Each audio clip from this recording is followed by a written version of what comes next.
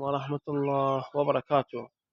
رجعنا لكم فيديو جديد وحلقة جديدة بعد انقطاع كم يوم، يعني 10 أيام 11 يوم ما أدري بالضبط. تدرون شوي الأوضاع، شوي الجو يعني حار، واحد ما لحق يصور. نشوف لكم وضع الدجاج شنو. والله يعجبني الشغل متأخر وهذا السبب ما أصور. كنت نصور لهم فيديو صار لي تقريبا 10 أيام 12 يوم أكثر منقطع عنهم. الآن هنشوف الدجاج شنو وضعه بهالجو الحار، من العيش من الميت بهالجو الحار. شلون تعال تعال تعال. ها شلونك؟ شو اخبارك الجو الحار؟ مالك كويتي؟ اللهم صل على محمد وآل محمد. نشوف والله وين نشوف الإنتاج. إنتاج البيض. هنا عندنا فروجات مال السنة قاموا يكاكل، يكون الله عليه بعد الشهر أقل أكثر. البيضة مال ذم الجوتشي مال الموسم هذا واحد والله يرزقنا به إن شاء الله. هذا واحد. اللهم صل على محمد. هاي البيضة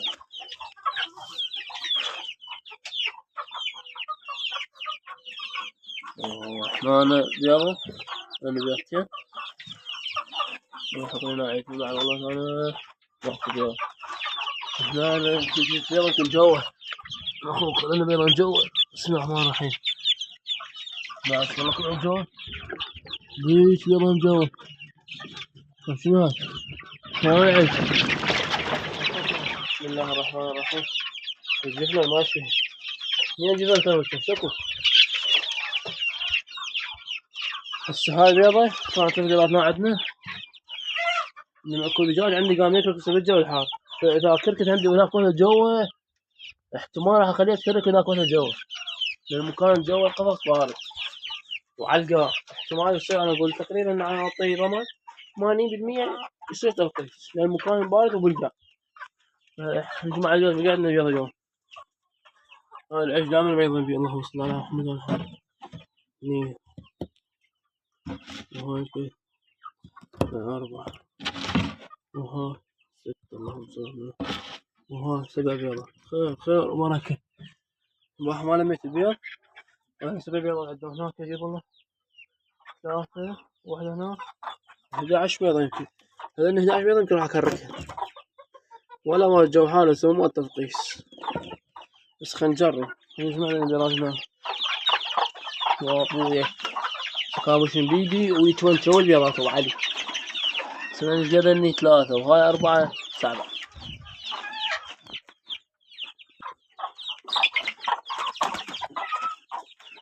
وخلنا 3 جو صار 10 بيضات. واحدة جو ذيك بركين هاي جو قفص بس صار 11 بيضة. نشوف من راح تكرد وين 11 بيضة. راح احطهم ناكل عيش راح يوصل للغاية والله ما ادري.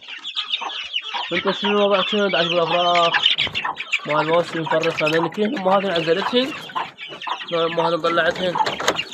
اللهم صل على محمد وآل محمد.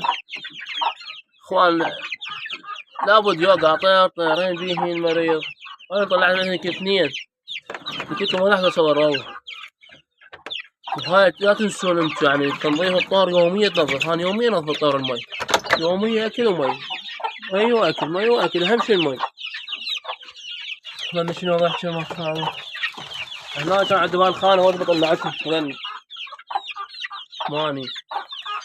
هاي وحدة ولن خواتها لكن الله يصيرن. وجريدي ما يوصل هنا. الجريدي تدرون انتم الجريدي مجرم ما يرحم. تعرفون كل زين هواي عالم من الجريدي. الجريدي مجرم.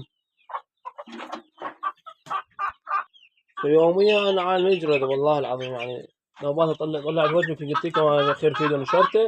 طلعت وجبة هنا تقريبا بهنا 12 13 تك. اجي يوم يلقى واحد ما هو.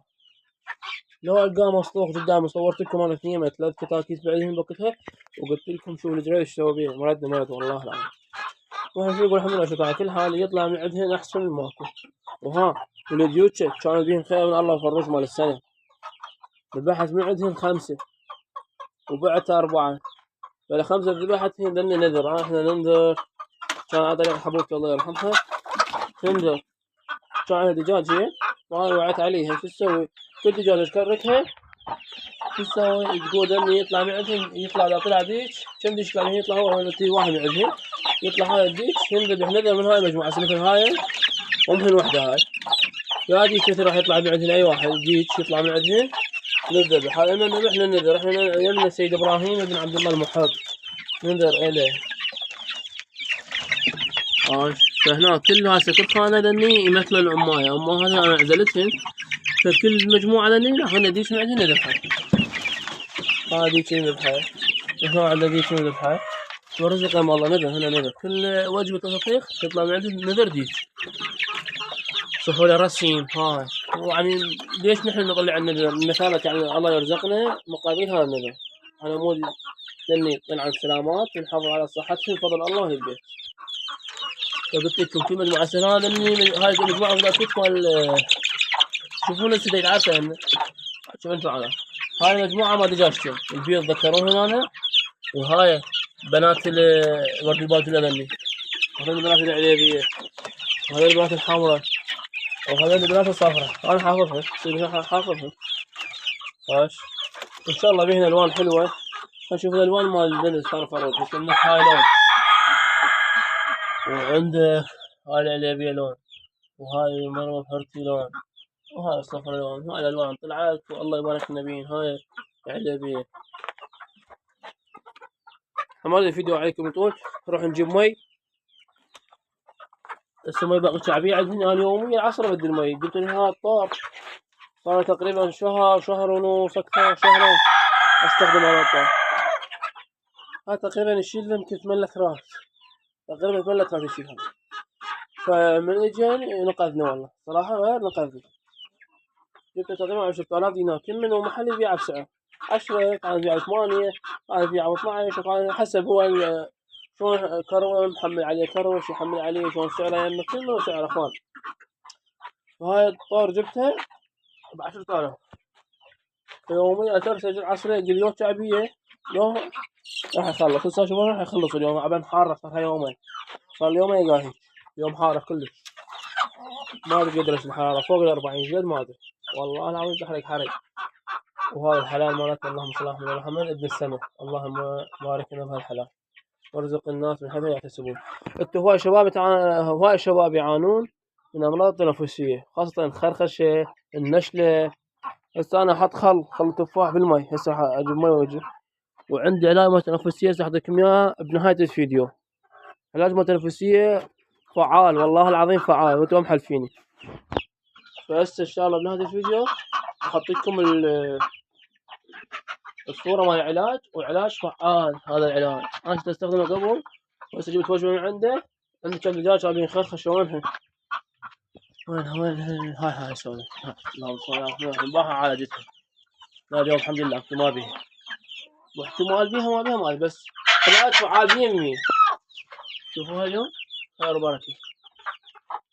انتو شو تسوون عنده مجال يجي بالليل عليهن هي تاخذ لك نص ساعة بالزاي بالليل تفتح على دجاجات وتلقاها نامت على العودة اجي اسمع صف وحدة مثل السهاي اجي بصف اسمعها بيها خرخشة اذا بيها خرخشة يعني بيها تنفسية. انت نشوف بيها تنفسية قبل جيب حبايتين خرخشة قوية بس تلقى حبايتين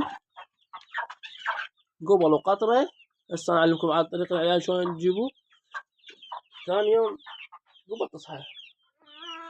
والله شاهد انا مجرب العلاج وفعال. خلينا نجيب مي وجهز.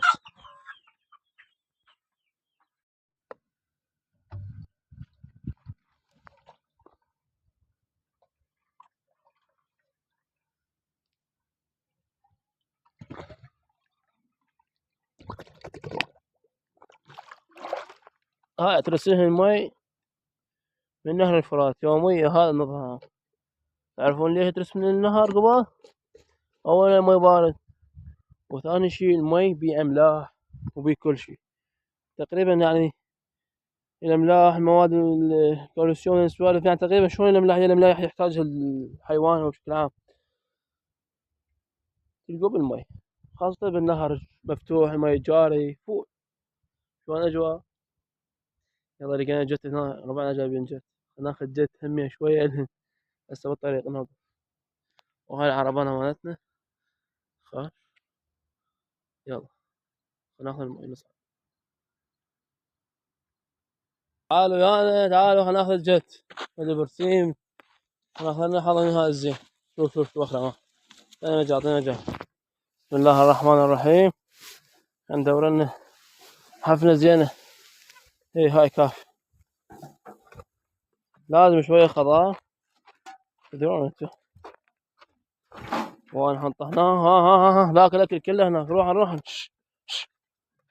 كذا جن على هذا الكومش هنا. صدق كذي. خل نروح يلا روح تعال. يلا خلينا نكمل الفيديو هناك. وصلنا تعالوا. بسم الله الرحمن الرحيم. يلا هذا يوم رزقكم. هذا حصلنا عليه اليوم. تعال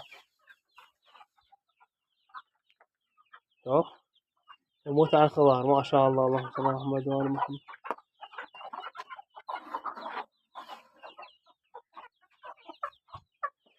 لازم شوية تنويعاني.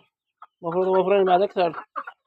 مثلا جزر تفاح خيار بدنا السوالف بورات. هذا خضار لقينا. ليش ما عندي مجال تعطيهن يومية. هلا حصل خضار اسمه هذا جيت. إذا حصل أعطيه. إذا ما حصل جيت وأنا عندي هذا أكل بيت أجيبه. وعندي هذا علف هنا موجود.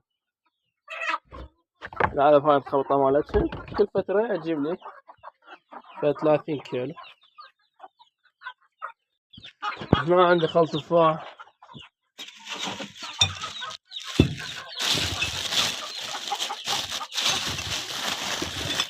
شوفوا خلط تفاح. هسه خلطة بالماء همية أعطيهن 3 أطباقة. هذا هاي الدبة خوش عيني. هسه حنسوي لكم العلاج على مود الفيديو. بسم الله الرحمن الرحيم. هاي علاج فعال انصحكم بيه والله. شنو ما في جودة كافية هناك. بس ها شنو هاي ما ادري. لازم اسوي لكم تكريم. نشوف هذا الشريط. شكله جوا الأخضر.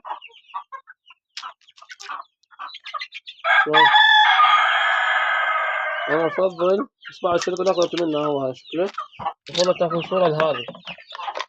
هاي عبارة صورة تكون قبل فترة همه. أمرتم بحمام. توضح. تقول صورة أنتم يومكم. واش تجيبوا روح للبيطري. قال لي هذا علاج تنفسية ويا قطرة. شلون صار قطرة واو. تجي مثل هاي القطرة. هذا علاج فعال 100%. الله شاهد علي. وانتم ما تحبون ما نجبر نسوي اعلان. بس علاج فعال. لان انتم او احنا بشكل عام جو حار. بالجو الحار نسوي تنفسية 100 او عالي. فقط تنفسية 100. طلعها لا نشلة لا خرخشة. وانتم مو غشيمين. انتم مربين حالات وعرفون شنو الحالات الامراض التنفسية. اذا ما دمار. الله شاهد انا العلاج مجربه وفعال. يجوز احتمال ما يشتغل من اول حبايتين. ثاني يوم هم ارجع اكرر عليه الحب يشتغل 100%. يجوز مو كل يشتغل بس هو فعال مجربه. يا اهل يعالجها. الله شاهد اول يوم يتاخر في السيق ومعدها. وانا اكمل عليها علاج. ثاني يوم حبايه على احتياط وتروح. الحمد لله والشكر. انت اذا ما عندك متابعه للجهاز ما يصير. الجهاز ما يصير. اذا عندك متابعه يصير. لا تعجز ابد. ما ابغى لك شوي يصير عجز. واحد تعبان ها. بس لا تعجز انت. حاول قدر الامكان لا تعجز. خليك باهس. كل ما تقوم باهس. ورزق هو بعد. اللهم ارزقنا من حيث لا نحتسب. ايش عندنا بعد والله.